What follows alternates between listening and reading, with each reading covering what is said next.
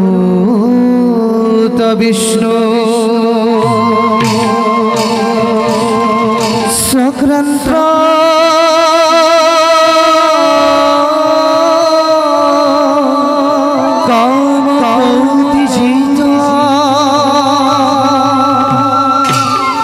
জগত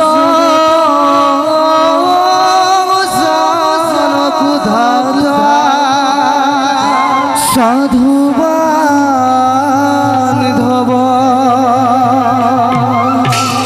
প্রভৃতি সঙ্গীতম রাখি ধুরা তাল এক তাল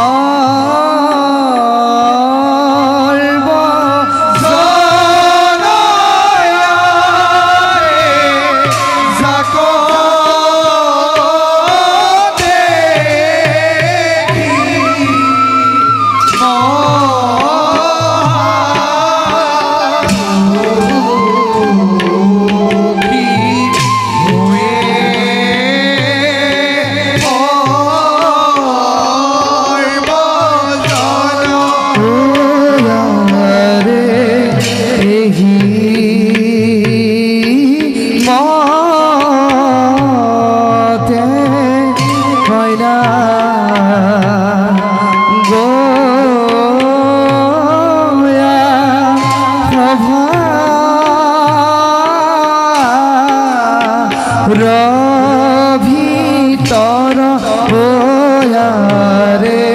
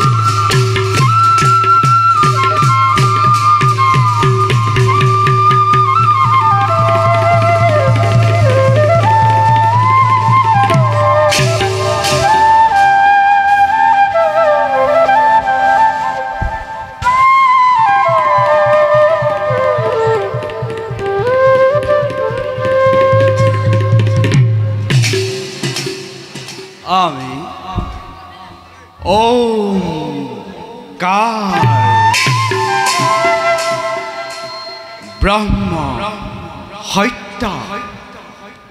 जगत मिथ्या अनंत कोटि ब्रह्मांडर आमी स्रष्टा आमार सृष्टि जेतियाय अधर्मय धर्म महापापे महापैज्ञ ग्रास কৰিবলৈ যেতিয়াই ঐক্যত হয় তেতিয়াই আমি আখৰিক শক্তিক বিনাশ কৰি ধৰ্ম সংস্থাপনৰ বাবে যুগে যুগে না না ৰূপে হওঁ অৱতাৰ কাৰণ আমি স্ৰষ্টা আমি দ্ৰষ্টা আমি নিয়ন্ত্ৰা জগতৰ মাধৱ আমি মহাকাল কাল প্ৰাপ্তি হলে ঘোষণা কৰি মহাপ্ৰলয়ৰ বিনাশিব পাৰোঁ আমি এইটি প্ৰলয়ত কাৰণ আমি সম্পূৰ্ণ কলাধাৰী দেৱ নাৰায়ণ শঙ্খ চক্র ধারং বিষ্ণু শ্যামল প্রীত বস্ত্র বনমালা বিভূষিত বনমালা বিভূষিত বনমালা বিভূষিত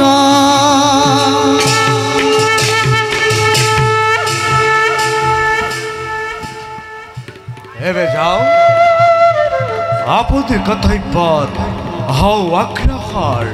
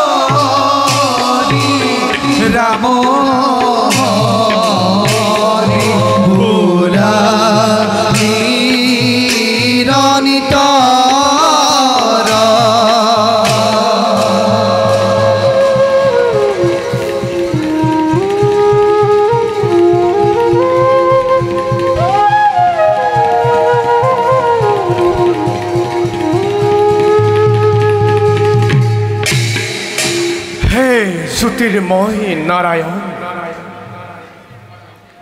তোমার চৈতন্য শক্তিৰে আমাৰ মনৰ অন্ধকাৰ দূৰ কৰি প্ৰকৃত জ্ঞানৰ সন্ধান দিয়া প্ৰভু। জগতত নব্য নতুন জাতিষ্কাৰ সৃষ্টি কৰিবৰ বাবে আমাক শক্তি প্ৰদান কৰা প্ৰভু। বিশ্ব ব্ৰহ্মাণ্ডৰ উৰণ বুৰণ আৰু ভ্ৰমণ গজন আদি ৰাখি ৰাখি জীৱ জগতৰ সৃষ্টিকৰ্তা বেৰিঞ্চি বুলি আমাক জানে প্ৰভুজন। যদিওবা সুবিশাল সৃষ্টি কৰ্ম জানানি আমি কৰিলোঁ ৰচনা, তথাপিতো অতৃপ্ত পাখনা আমাৰ মৰীচিকা খেদি মৰুৰ প্ৰান্তত হ'ল ধাৱমান। মায়াৰ সংসাৰ মায়াতে আবদ্ধ, চতুৰ্দিশে দেখো কেৱল ঘোৰ অন্ধকাৰ। যদিওবা আমি প্ৰভু নাৰায়ণৰে এক অংশ, তথাপিও সেই দেৱ নাৰায়ণক আমাৰ বুজাৰ মহিমা নাই। যাওঁ, সম্প্ৰতি আমাৰ বাবে ৰৈ আছে দেৱাদিদেৱ ৰুদ্ৰ আৰু স্বয়ং দেৱ নাৰায়ণ। আমি যাওঁ তেওঁলোকৰ সমীপে।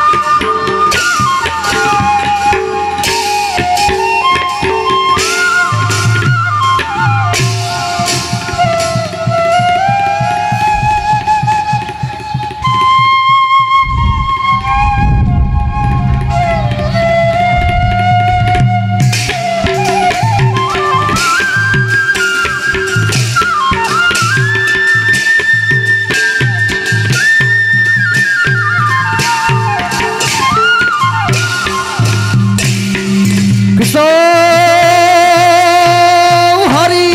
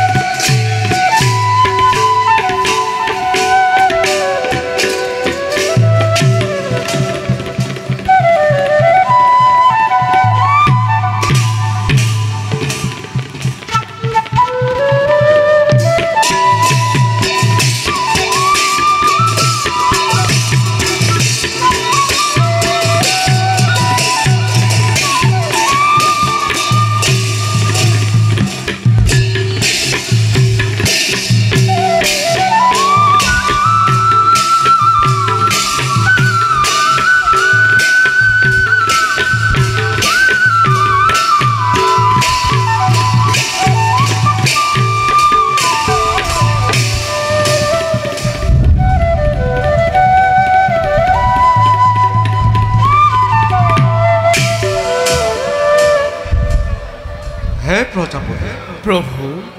আপনি জীব জগৎ সৃষ্টি করেছে আমি তা পালন হে করেছি আর দরকার হলে রুদ্রয় সংহার মূর্তি ধারণ করে সৃষ্টি রক্ষা করি আহিছে এই ধরে আমি তিনিও মিলি অবিরাম গতিত সৃষ্টি রক্ষা করি আহিছো কিন্তু কি প্রভু কিন্তু হঠাৎ এনে ভাব মোর মনত হয় উদয় প্রভু আমি তিনিও যেন কৰ্তব্যৰ পৰা দূৰ হয়ে পড়িছো প্ৰভু ইয়াৰ কাৰণ কি হব পাৰে প্ৰজাপতি আমি আহি আহি একেবাৰে শেষ কল্পত ভৰি দিছো যুগৰ পৰিৱৰ্তনৰ লগে লগে পৃথিৱীত নানা ধৰণৰ অপায় অমঙ্গল অন্যায় অধৰ্ম দুৰ্নীতিয়ে দিছে দেখা চাৰিওফালে দেখো কেৱল অমঙ্গলৰ চিহ্ন এইবিলাকে ৰোধ কৰিব পৰা ক্ষমতা কাৰো নাই প্ৰভু গ্ৰাহে এফালৰ পৰা ধ্বংস কৰি আহিব ধৰিছে এটা কল্প শেষ হোৱাৰ লগে লগে আৰু এটি কল্পৰ আৰম্ভ এই কল্পত যদি ধৰ্মই স্থিতি ল'বলৈ সুবিধা পায় তাৰ ফল অতি লাভ আৰু অধৰ্মই স্থিতি ল'বলৈ যদি সুবিধা পায় তাৰ ফল অতি ভয়ানককৈ মহাপলয় দুৰ্ভিক্ষ কটি মহাপলয়ৰ সৃষ্টি হয়।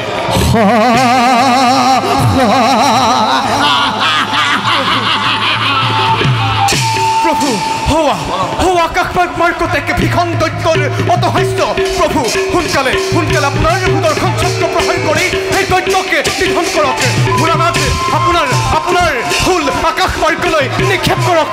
প্ৰভু প্ৰভু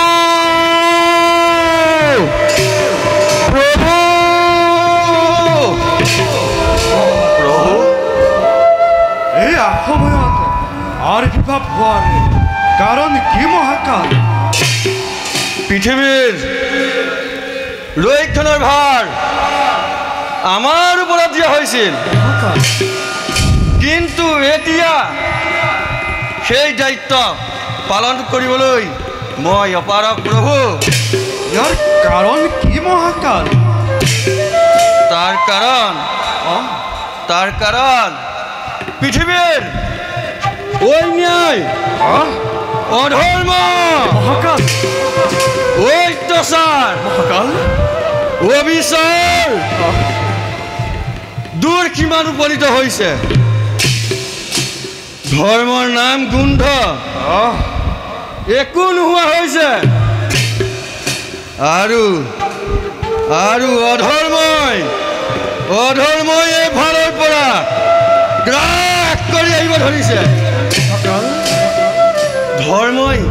শীতাপি ল'বগৈ নোৱাৰা হৈছে। মই আৰু চাই থাকিব নোৱাৰা হৈছোঁ প্ৰভু। ইয়াৰ পৰিণাম কি হ'ব মহাকাল? ইয়াৰ পৰিণাম অতি ভয়ংকৰ হৈ উঠিব। পৃথিৱীত মহাপ্ৰলয় ঘোষণা হৈ মহাপ্ৰলয় প্ৰভু পৃথিৱীত মহাপ্ৰলয় ঘোষণা হৈ মহাসাগৰ পানীয়ে পৃথিৱী ডুবাই পেলাব। আগত শিক্ষা, সভ্যতা, জ্ঞান, বিজ্ঞান সকলো মহাপ্ৰলয় ডুব যাব, আৰু যাগ যজ্ঞ কৰিবলৈ ঋষিমুনিসকলৰ মহাকাল বেদ বেদাংক একো বাচি নাথাকিব। মহাকাল সৃষ্টি ৰক্ষা নহ'লে নৰমনুষ্যৰ কি দশা হ'ব? পৃথিৱীত ধৰ্ম বুলিবলৈ একোৱেই নাই। সকলো অধৰ্মই গ্ৰাস কৰি আহিছে। মই আৰু চাই থাকিব নোৱাৰা হৈছোঁ প্ৰভু। মহাকাল হয় প্ৰভু, মোৰ কাৰ্যকাল শেষ হৈ আহিছে। নাই গতিকে পৃথিৱীৰ ধ্বংসৰ অনিবাৰ্য। পৃথিৱীৰ ধ্বংসৰ অনিবাৰ্য। মহাকাল পৃথিৱীৰ ধ্বংসৰ অনিবাৰ্য। মহাকাল ৰবা মহাকাল, ইয়াৰ এটা উপায় দি চোৱা মহাকাল। ইয়াৰ উপায় চিন্তা কৰি পৃথিৱীৰ সপ্তদ্বীপৰ ভিতৰত কেৱল জম্বুদ্বীপৰ ধৰ্মপৰায়ণ ৰজা সত্যব্ৰত, হয় প্ৰভু সত্যব্ৰত মহাপ্ৰলয়ৰ মাজতো বাচি থাকিব, আৰু তেওঁৰ দ্বাৰাই সৃষ্টি ৰক্ষা কৰিব পাৰিব। পিতামৰ প্ৰজাপতি আপুনি মই যিমানবোৰ বেদ বেদাংশ আছে সকলোবোৰ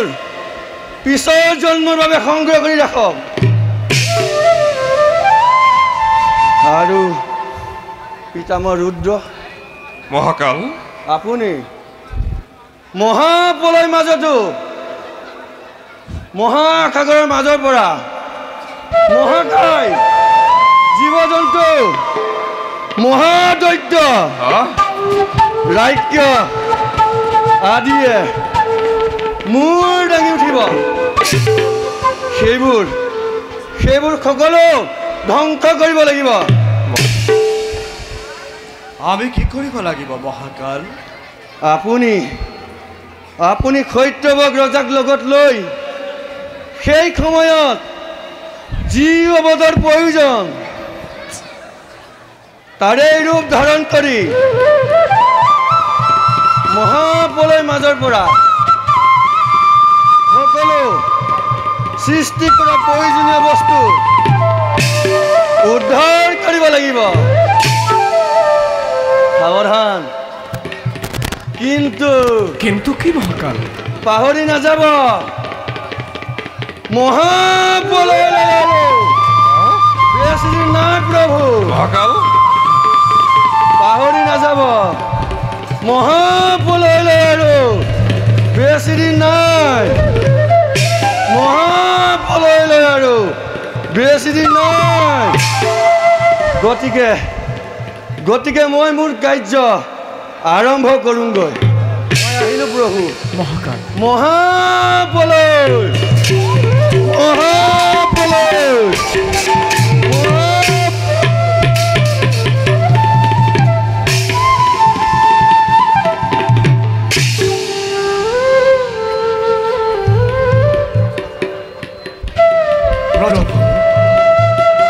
আপুনি এতিয়া যিমানবিলাক বেদাংগ কৃষ্টি সভ্যতা নিদৰ্শন কৰিব পৰা সামগ্ৰী আছে এপদকৈ সংগ্ৰহ কৰাৰ ব্যৱস্থা কৰক। পাছৰ প্ৰজন্মই ইয়াৰ পৰাই জ্ঞান লাভ কৰিব পাৰিব। এতিয়া আপোনালোক যাওক, নিজ কৰ্তব্যত আহক আগ্ৰহ। হয় ভাল প্ৰভু।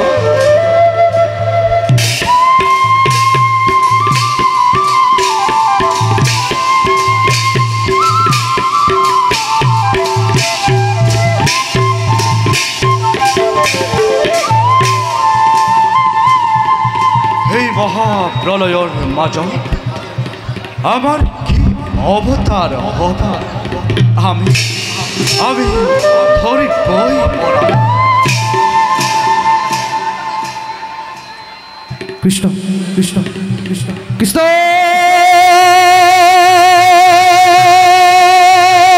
হৰি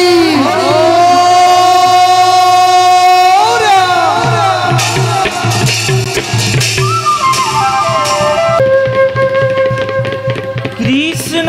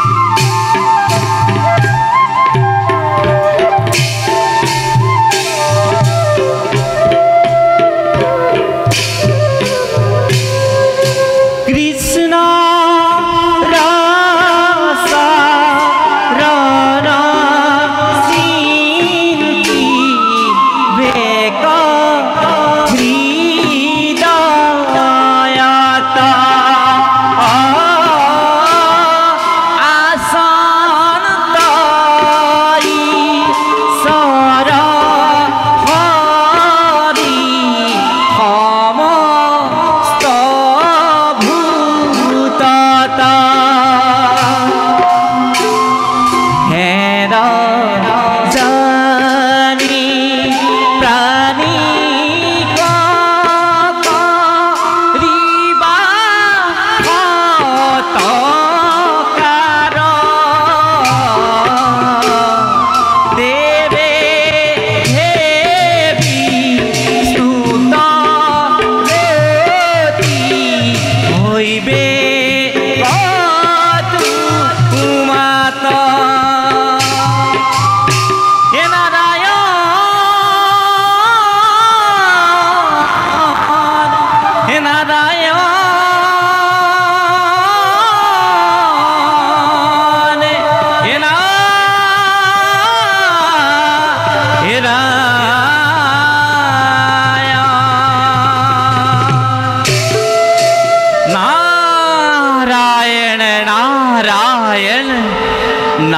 नारायण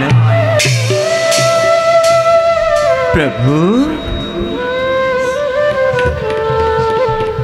प्रभु प्रभुए आज अकले अकले गभीर चिंतात मग्न आमी जानो तार किबा अहम बेत पाम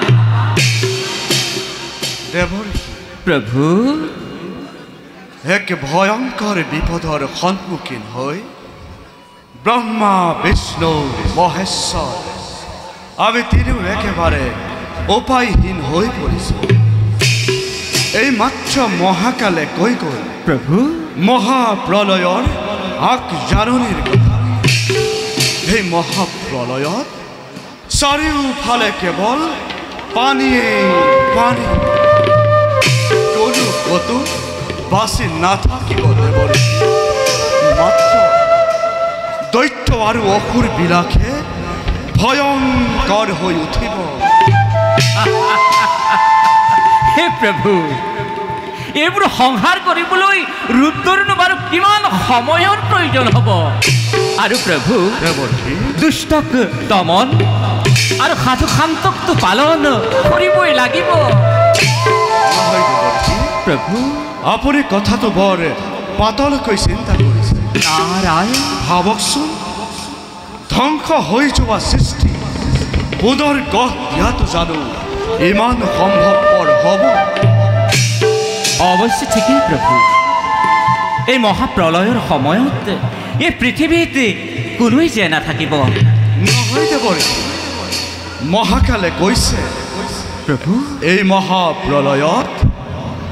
জম্বুদ্বীপ ৰাজা সত্যবত তেওঁ জীয়াই থাকিব এ মোৰ প্ৰাণ গোপাল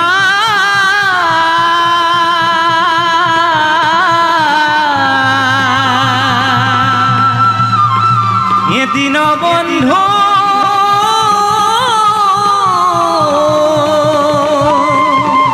হে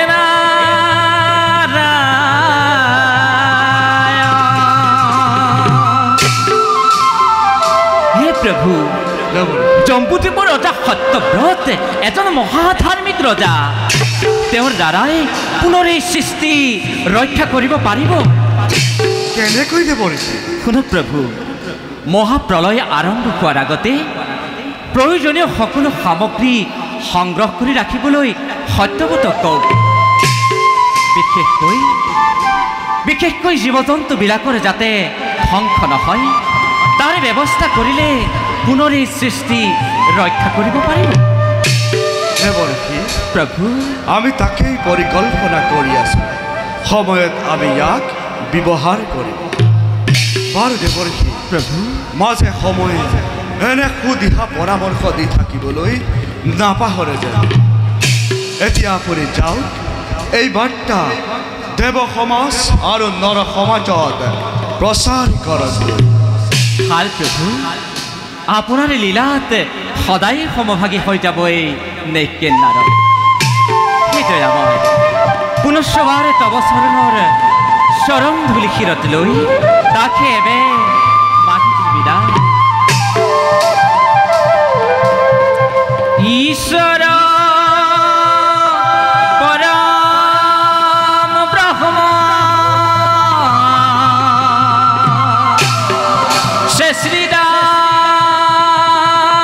শ্ৰীদানন্দ বিগ্ৰহ এনাদি ৰুদিৰ গোবিন্দ সৰ্বকাৰণ কাৰণ সৰ্বকাৰণ কাৰণ এ সৰ্বকাৰণ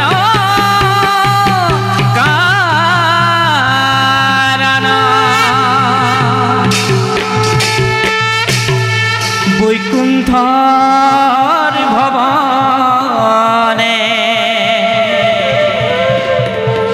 দেখিল নয়নে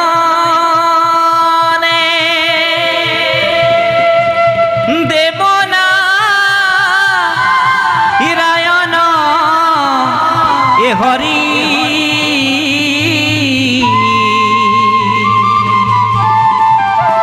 প্রভু এরা তুলি শরণতে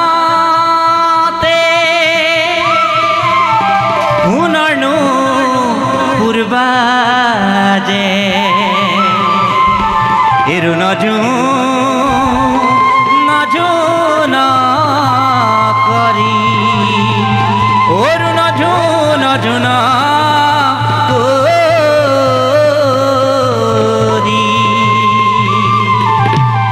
नारायण नारायण नारायण प्रभु भगवंत अनंत ईश्वर प्रपन्न जनतारण तुमी प्रियतम परम देवता जानिया लैलु हरण हरि राम राम राम कृष्ण राम राम राम हरि राम राम राम कृष्ण राम राम राम हे राम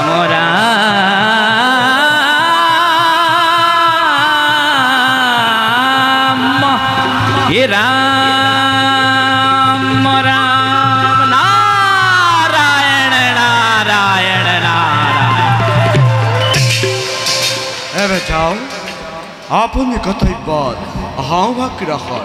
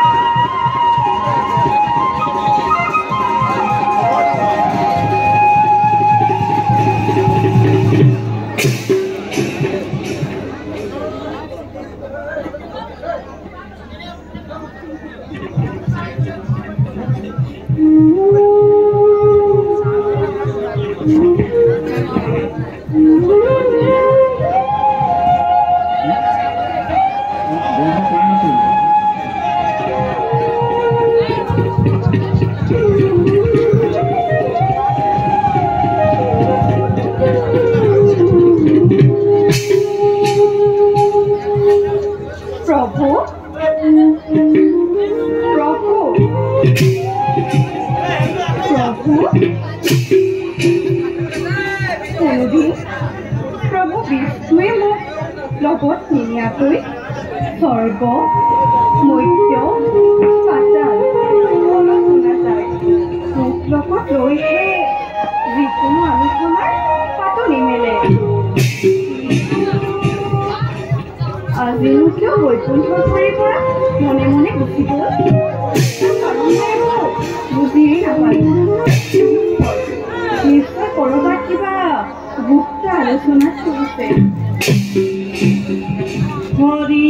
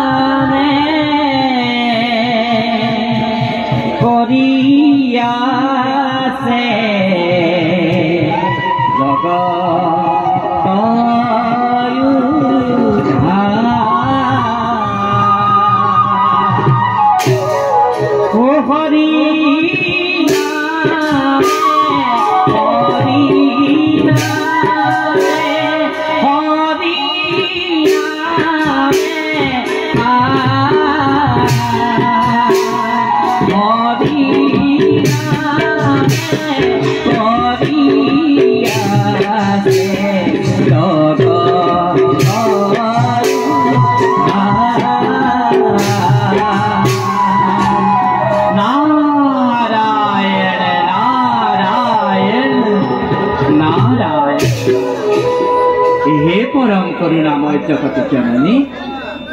এনেকে নারদরে হেওয়া করিবা গ্রহণ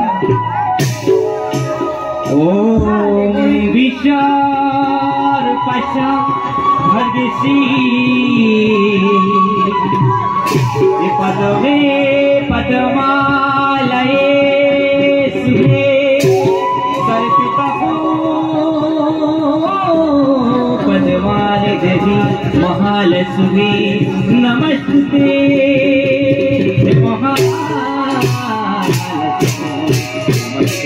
हे महालक्ष्मी नमस्ते नमस्ते नमस्ते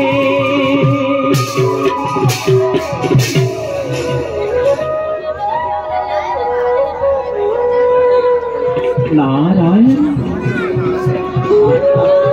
देवी देवी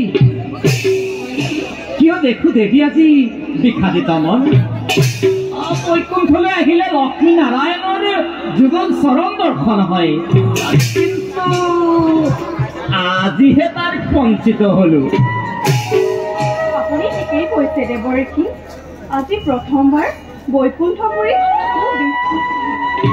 কেতিয়াও মোক লগত নিদিয়াকৈ নাথাকে আজি এটা ব্যতিক্ৰম ঘটিল দেৱৰক্ষী প্ৰলয় প্ৰলয় হয় দেৱী মহাপ্ৰলয় হয় দেৱী অলপ দিনতে মহাপ্ৰলয়ত পৰি পৃথিৱী পানীৰ তলত ডুব যাব চাৰিওফালে কেৱল পানীয়ে পানী হ'ব দেৱী মইতো একো গমকে পোৱা নাই দেৱৰক্ষী আপুনি বাৰু প্ৰভু কৰবাত লগ পাইছিল নেকি কওক দেৱৰক্ষী তাকেইতো ক'বলৈ আহিছো দেৱী কওক দেৱৰক্ষী কৈছিলো মই কৈলাসলৈ হয় দেৱী তাত দেখিলো ব্ৰহ্মা বিষ্ণু আৰু ৰুদ্ৰ তিনিওজনে কিবা গুপ্ত আলোচনাত মগ্ন আৰু তাত কাক দেখিলো জানা কাক দেখিলে দেৱৰক্ষী আৰু তাত দেখিলো ব্ৰহ্মাৰ কন্যা সৰস্বতী আৰু ৰুদ্ৰৰ ভাৰ্যা পাৰ্বতী সেই আলোচনাত ভাগ লৈছে দেৱী মহাপ্ৰলয়ৰ সময়ত কোনে কি দায়িত্ব পালন কৰিব তাৰ ভাগ বতৰা কৰি ইতিমধ্যে শেষে কৰি পেলালে মই আকৌ তোমাক তাতে নেদেখিহে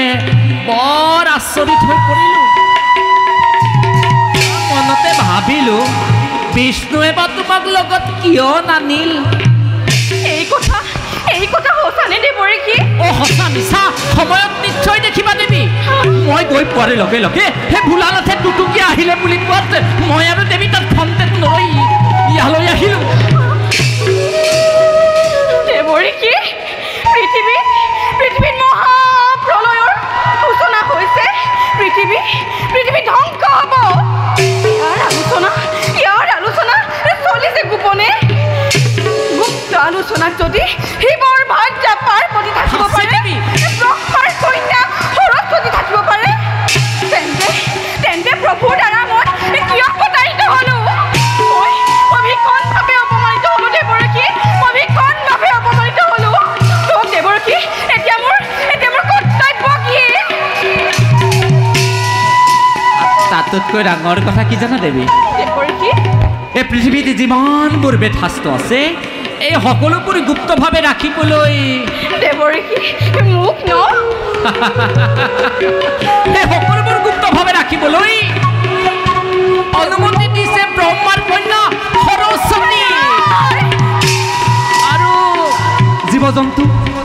জীৱ-জন্তুৰ দায়িত্ব কাক দিছে জানা এই দিছে থাকে সেই জীৱ-জন্তুৰ দায়িত্ব দিছে ৰুদ্ৰৰ ভাৰ্যা পাৰ্বতী তুইৰে মনত কি যে আনন্দ তুমিও থকা হলে দেৱী সেই আনন্দত নিশ্চয় ভাগ ল'ব পাৰিলা নুশুনাব মোক কোনোবোৰ গুপ্ত আলোচনাৰ কাহিনী কিয় আজি বিষ্ণুৱে এই কথা গুপতে ৰাখিলে মই কি তেওঁৰ নহয় নাৰী লাস্যময় নাৰী হাস্যময় সময়ত নাৰী ধৰিব পাৰে ৰণধণ্ডী মূৰ্তি মোৰ অবিহনে কি বিষ্ণুৱে সৃষ্টি ৰক্ষা কৰিব পাৰিব ময়াৰ ভীষণ প্ৰতিশোধ ল'ম দেৱৰীকি ময়াৰ ভীষণ প্ৰতিশোধ ল'ম দেৱৰীকি কিয় বাৰু বিষ্ণুৱে তোমাক প্ৰত্যাখ্যান কৰি গুপুতে নতুন সৃষ্টিৰ পাতনি মেলিব খুজিছে সেই নতুন সৃষ্টিৰ পাতনি মই নিমিষতে ৰুদ্ধ কৰি দিম নাৰায়ণ বিষ্ণুৱে বুজক এই লক্ষ্মীক অৱহেলা কৰাৰ পৰিণাম কি ভীষণ হ'ব পাৰে চাই থাকক দেৱৰীকি আপোনাক সাক্ষী কৰি আপোনাৰ সাক্ষাতে মহাপ্ৰলয়কাৰী দৈত্য ভজন কৰি বিষ্ণুৱে যি নতুন সৃষ্টিৰ অংকুৰণ কৰিব খুজিছে তাক মই ধূলিৰ লগত উৰুৱাই দিম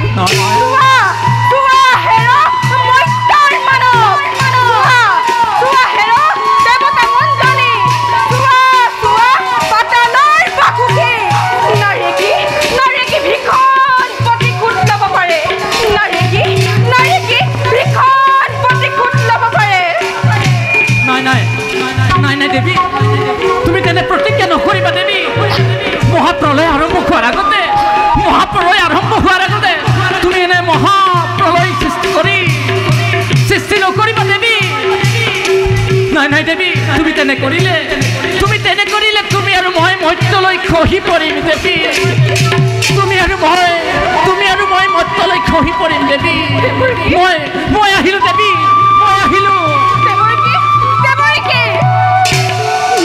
দেৱৰীকি এবাৰ যি কাৰ্যলৈ মই মনস্থ কৰিলোঁ তাৰ পৰা মই কেতিয়াও বিচলিত নহওঁ নাৰীৰ হিংসাৰ পৰাই সৃষ্টি মই ধ্বংস কৰিমেই কৰিম বিষ্ণুৰ সৃষ্টি মই ধ্বংস কৰিমেই কৰিম ধ্বংস কৰিমেই কৰিম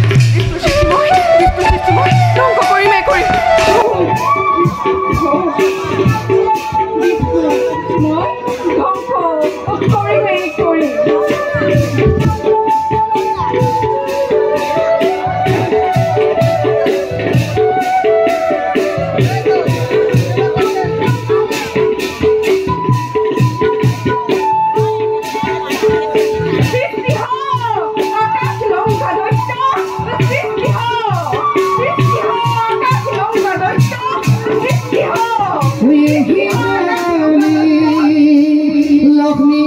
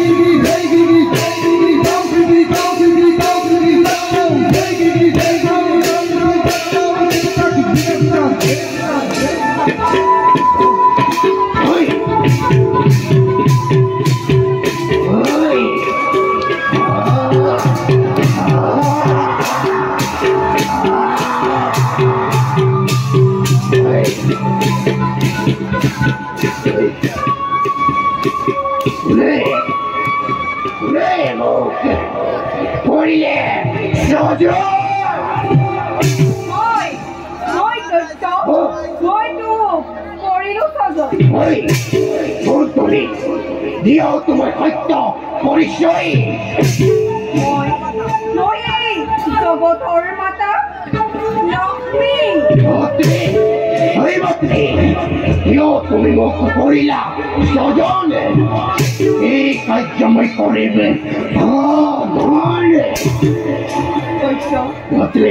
স্বজন কৰাৰ উদ্দেশ্য মহান অলপ দিনৰ পাছতে পৃথিৱীৰ মহাপ্ৰলয়ৰ সূচনা হ'ব চাৰিওফালে পানী কেৱল পানীয়ে হ'ব পৃথিৱীত যদি চাৰিওফালে কেৱল পানী পানী পানী থাকে এই পানীৰ মাজত আমি কিদৰে থাকিম এই মাতৃ অসম্ভৱ অসম্ভৱ বৰ দিছো তই জল স্থল আকাশ পাতাল সকলোতে মুক্ত মনে বিচৰণ কৰিব পাৰি প্ৰভু বিষ্ণুৰ সুদৰ্শন চক্ৰ মহাদেৱৰ ত্ৰিশূলেও বধ কৰিব নোৱাৰে তোৰ সৰ্বশৰীৰ মই প্ৰজময় কৰি দিলো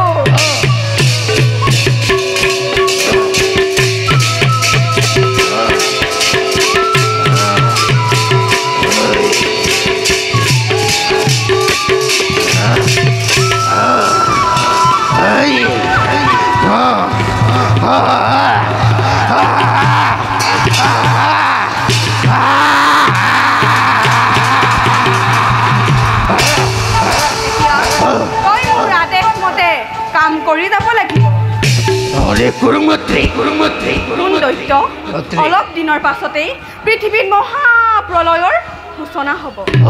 পৃথিৱীৰ চাৰিওফালে পানী কেৱল পানীয়ে হ'ব বেদ বেদাংগ কৃষ্টি সভ্যতা সকলো পানীৰ তলত থাকিব ঋষিমণিসকলে যাগ যজ্ঞ কৰিবলৈ বেদ বেদাংগ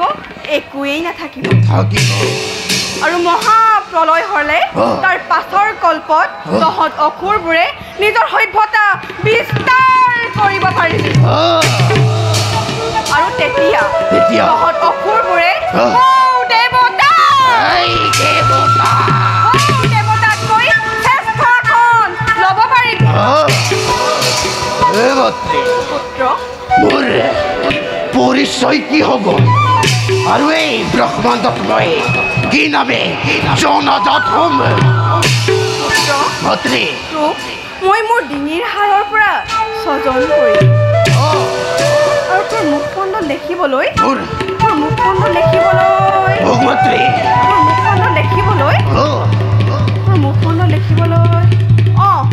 মুখমণ্ডল দেখিবলৈ পুৰাৰ দৰে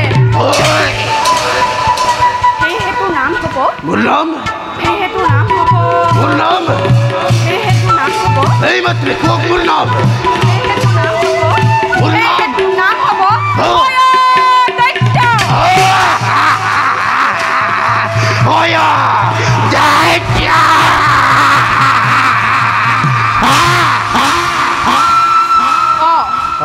দৈত্য নামে জনাজাত হবি তই ধৰাৰ বক্ষত এতিয়া ধুমুহাৰ দৰে নিজ কৰ্তব্যত অগ্ৰসৰ পুত্ৰ মোক অমৰত বহৰে কৰক প্ৰদান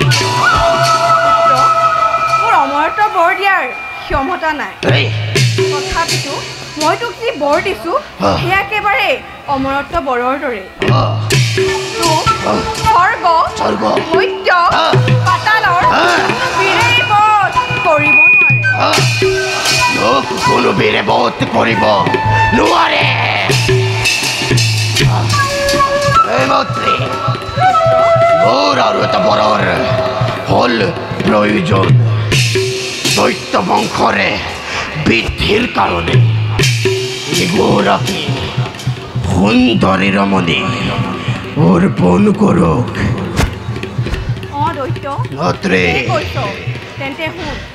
এই পৃথিৱীৰ ভিতৰত ব্ৰহ্মাৰ কন্যা সৰস্বতী সমান জ্ঞানী মানী সুন্দৰী নাৰী আৰু অন্য কোনো নাই। পুত্ৰ তই স্থলে বলে কি সৰস্বতীক বিবাহ নম্বৰে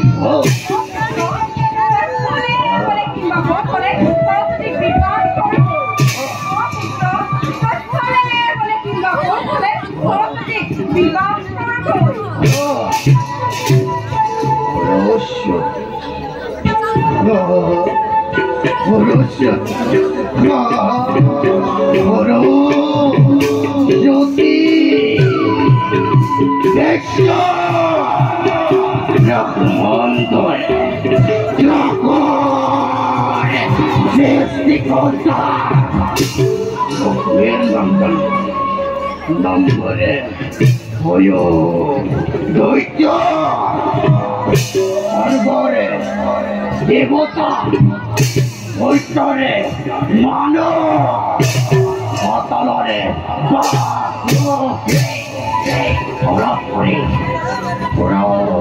কল্পনালিত হব আজি মোৰে ভয়তে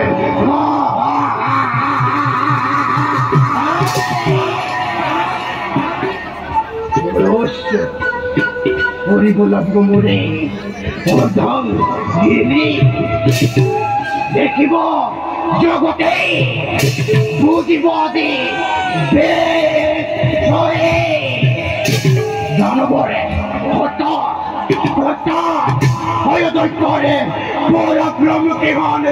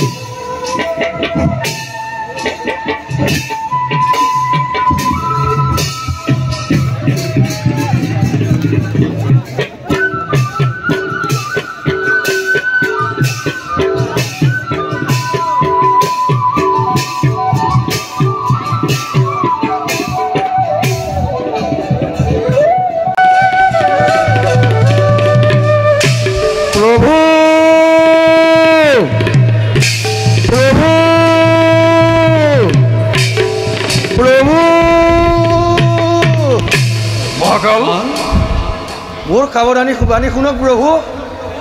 পুনৰ আবিৰ্ভাৱ হোৱাৰ কাৰণ কি মহাকাল? পৃথিৱীৰ ধ্বংসৰ কাৰণে লক্ষ্মীয়ে এটা মহাদৈত্য সৃজন কৰিলে। সি এতিয়া এইফালে আহিব ধৰিছে। তাক বধ কৰাৰ কাৰো খাদ্য নাই প্ৰভু। লক্ষ্মীয়ে মহাদৈত্য সৃজন কৰিছে,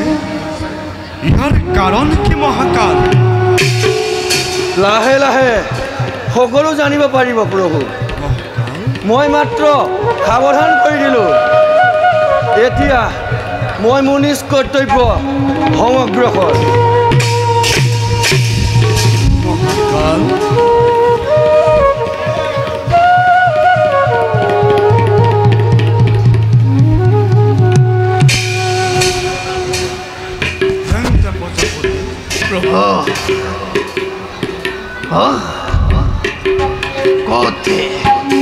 কোথেকে ব্ৰহ্মা বিষ্ণু ৰুদ্ৰ কোথেকে ব্ৰহ্মাৰ কন্যা সৰস্বতী সৰস্বতীক মই বিবাহ পৰম লক্ষ্মী আই মোক সৰস্বতীক বিবাহ কৰা আদেশ দিছে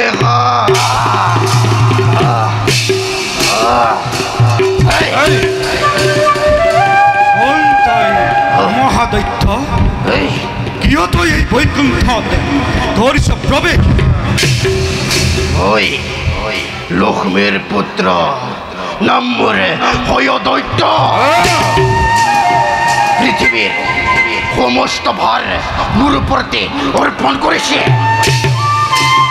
লগতে ব্ৰহ্মাৰ কন্যা সৰস্বতী বিবাহ কৰা আদেশ দিছে মাতৃ এই দেৱতা কি চাই আছ তহঁতে মোৰ আদেশ পালন কৰ ভাগ্যৰে বিড়ম্বনা ঘটিছে তোৰ লক্ষ্মীৰ কৃপা মাখিৰ পৰা কিংক হৈ বিচৰণ কৰিবলৈ আহি নতু তোক মই এই সুদৰ্শন চক্ৰই খণ্ড খণ্ডকৈ চেতন কৰিলোহেঁতেন সহ্য কৰিব নোৱাৰি নহ'লেও এই তীক্ষ্ণফুল পাৰ যদি পৰীক্ষা কৰ প্ৰভু প্ৰভু আপোনাৰ সুদৰ্শন চক্ৰ নিক্ষেপ কৰি এই ঘোঁৰামুখে দৈত্যকে এতিয়াই বধ কৰক নহ'লে এই সমগ্ৰ পৃথিৱী তুল পাৰ কৰিব প্ৰভু ভোলানাথ আপোনাৰ হুল দৈত্যলৈ কৰক নিক্ষেপ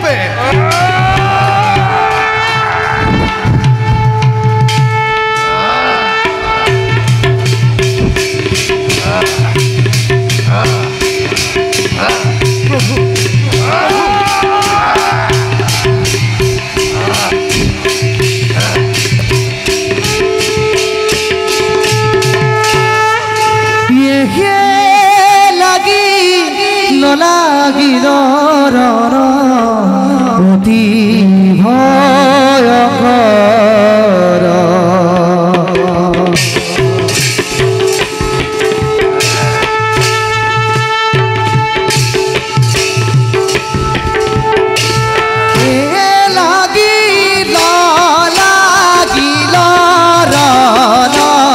অতি ভয়ংকৰ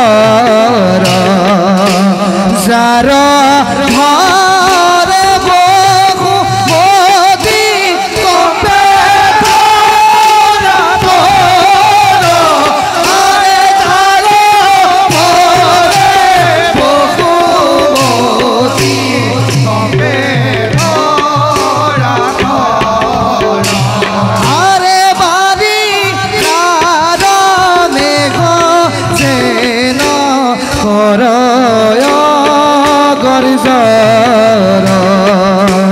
ৰাম হৰি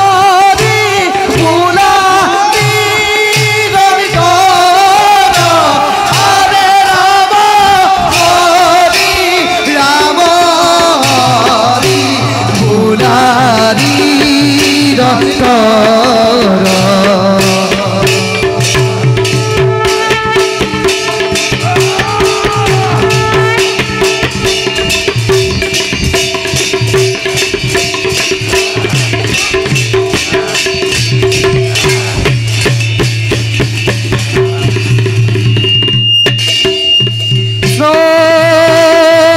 হৰি ভোলা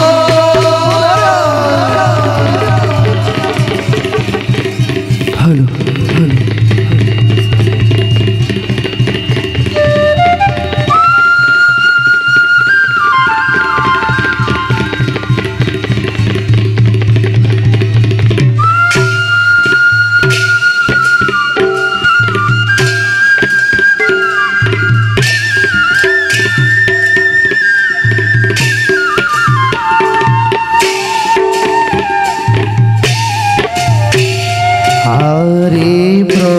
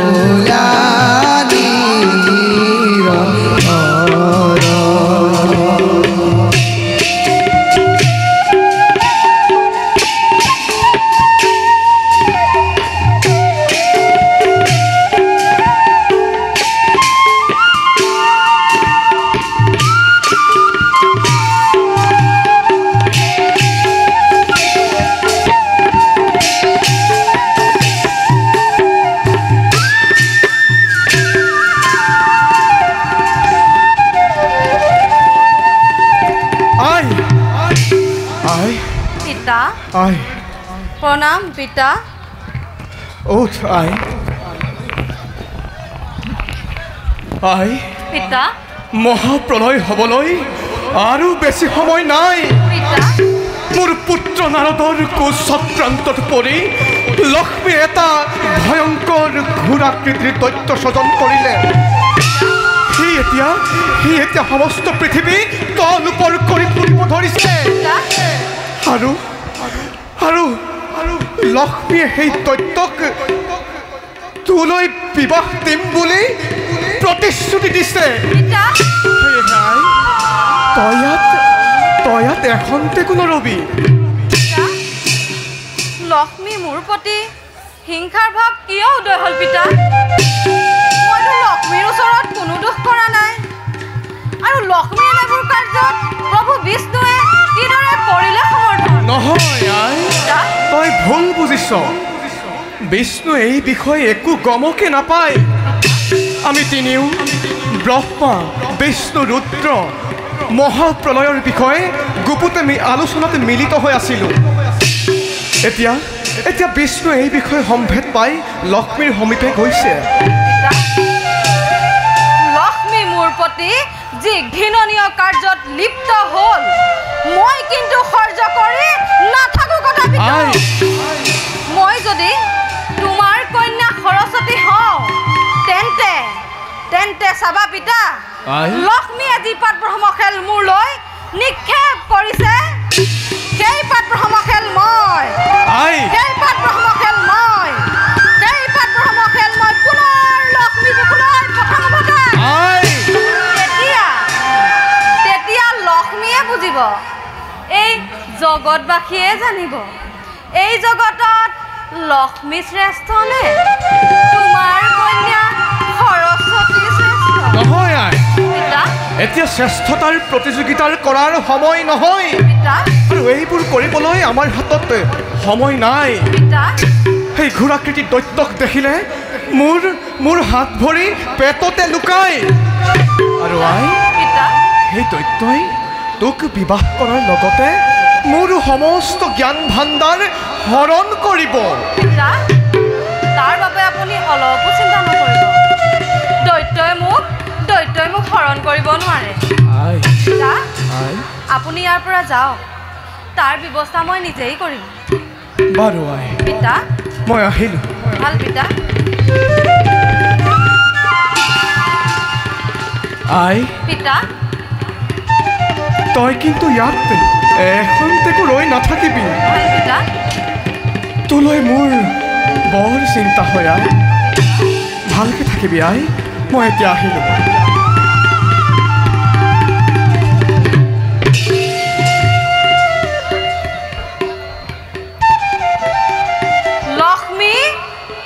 লক্ষ্মী তুমি বিষ্ণুৰ পত্নী বুলি গৰ্বতে ধৰ্ম পাহৰি পেলাইছা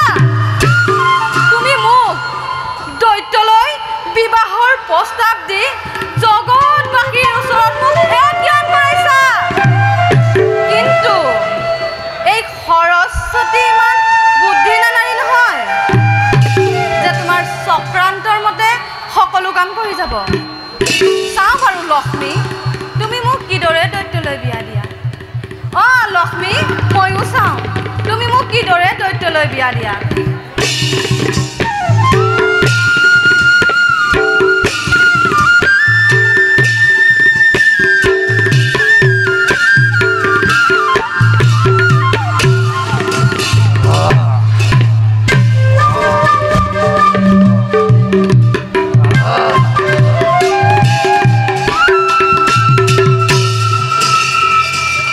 সৰস্বতী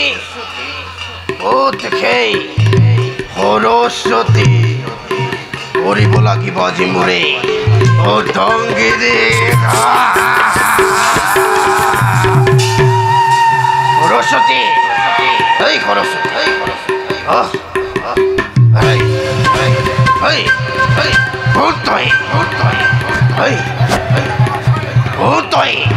উচিত নাৰী দক্ষিণীৰে ভূতনী এই ভয় দৈত্যৰ আগত কোনো মায়া নচলিব দৈত্যপতি এই মই যখিনি ফুটনি একোৱেই নহয় কোন লক্ষ্মী আই ডাকি সৰস্বতী সৰস্বতী এই এই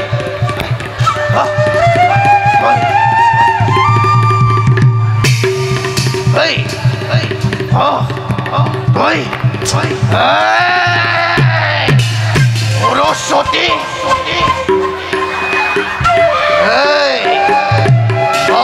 তো মোক কৈছিল জগততে সুন্দৰী বুলি তেনেস্থল তই সৰস্বতী মোৰ অসম্ভৱ নহয় দৈত্যপতি আপোনাৰ মাতৃ আপোনাৰ নিশ্বাস ৰৈ লৈছে এই জগতত সৰস্বতী বুলি অনুকন্যা কন্যা নাই আপুনি যদি এই কোনোবা সৰস্বতীক বিয়া পাতে দূৰ হ দূৰ হ এই মোৰ ওচৰ বাতই দূৰ হ মোৰ দৰে কুচিত নাৰী মোৰ দৰে কুচিত নাৰী কয় গ্ৰহণ কৰিব নোৱাৰো এই দূৰ হ মই এতিয়াই মাতৃ ওচৰলে যাব লাগিব মাতৃ এই মাতৃ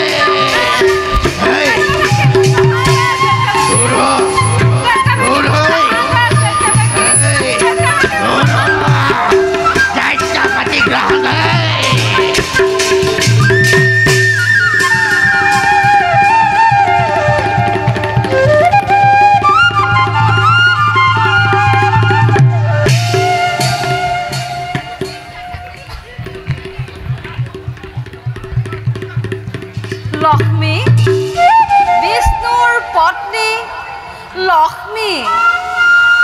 জগত মাতা লক্ষ্মী লক্ষ্মী তুমি যি পাত ব্ৰহ্মখেল মোৰলৈ নিক্ষেপ কৰিছিলা সেই পাত ব্ৰহ্মখেল মই পুনৰ তোমাৰ বুকুলৈ পঠালো ঘটাই চাওঁ বাৰু লক্ষ্মী তুমি কিদৰে ৰক্ষা পোৱা লক্ষ্মী বুজিবা ভালদৰে এই জগতত তুমি শ্ৰেষ্ঠ নে মই শ্ৰেষ্ঠ যাওঁ এতিয়া নিজ কৰ্তব্যত হওঁ অগ্ৰসৰ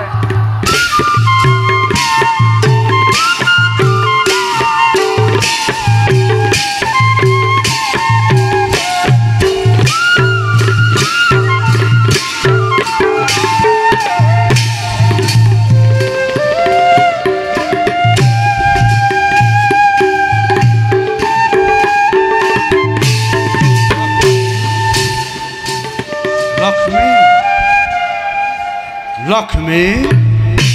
আজি আকৌ লক্ষ্মীৰ কিহৰ প্ৰয়োজন মইতো বিষ্ণুপ্ৰিয়া লক্ষ্মী নহয় লক্ষ্মী তোমাৰ এনে অবিবেচ্য কাৰ্যই মোক দেৱ সমাজত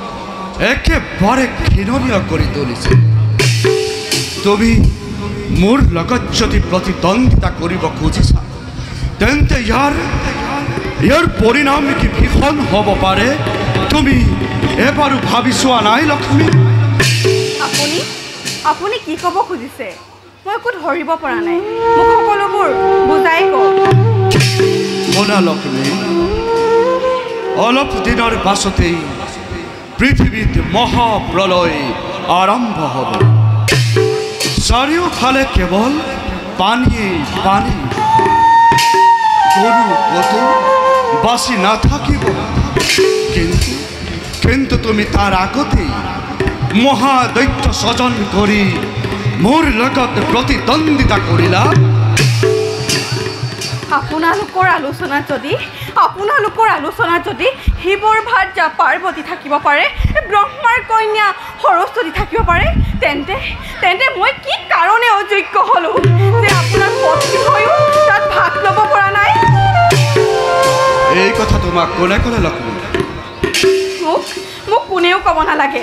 মই সকলোবোৰ নিজেই জানিছোঁ বুজিছোঁ তুমি নাৰদৰ কুচক্ৰান্তত পৰি এনে ঘৃণিত কাৰ্যত লিপ্ত হৈছা তুমি জনা উচিত সঁচাক মিছা আৰু মিছাক সঁচা কৰাটো নাৰদৰ যুগে যুগে চলি আহিছে আৰু এই জগতবাসীৰ আগত জনা চাওক যে নাৰদ এজন দুটকীয়া নাৰদ এজন জ্ঞানী মানি তেওঁ কেতিয়াও মিছাৰ আশ্ৰয় নলয় আপুনিহে মোক প্ৰতাৰণা কৰিলে পৃথিৱীৰ ভিতৰত ব্ৰহ্মাৰ কন্যা সৰস্বতী সমান শিৱৰ ভাৰ্যা পাৰ্বতী সমান জ্ঞানী মানি সুন্দৰী নাৰী আৰু অন্য কোনো নাই বিষ্ণুৰ সেই ক্ষমতা আছেনে নাই তাকেই প্ৰমাণ দিছোঁ আৰু প্ৰতিদ্বন্দ্বী ৰূপে থিয় দিছোঁ যদি ক্ষমতা আছে প্ৰতিৰোধ কৰক তুমি দাম্ভিক প্ৰভু তুমি গৰ্বিতা প্ৰভু তুমি বিষ্ণুপ্ৰিয়া লক্ষ্মী নোহোৱা প্ৰভু তুমি কোন জানা প্ৰভু তুমি কোনোবা দানৱী মোৰ লগত প্ৰতিদ্বন্দ্বিতা কৰাৰ ফল কি হ'ব পাৰে তুমি এবাৰো ভাবি চোৱা নাই পৰিণামলৈ ভয় কৰি লক্ষ্মীয়ে কাৰ্যত আগবঢ়া নাই বিষ্ণুৱে বুজক এই লক্ষ্মীক অৱহেলা কৰাৰ পৰিণাম কি ভীষণ হ'ব লক্ষ্মী ভুল তুমি ভুল পথেৰে পৰিচালিত হ'লা এদিন তুমিও এই সংকটত পৰি হাই কৰি থাকিব লাগিব আৰু সেইদিনা উদ্ধাৰ কৰোঁতা কোনো নাথাকিব লাগিব তোমাৰ লগত মোৰ তৰ্ক কৰাই তোমাৰ যুক্তি হেৰাই গৈছে মই আহিলোঁ লক্ষ্মী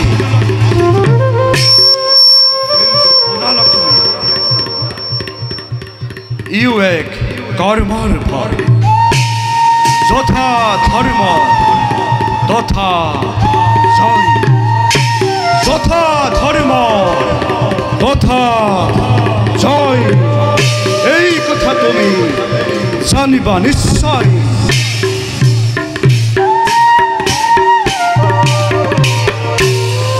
লক্ষ্মী ইমান অবলা নাৰী নহয় যে কাৰোবাৰ চাতুৰি কথাত ভুল যাব পৃথিৱী ধ্বংস হ'ব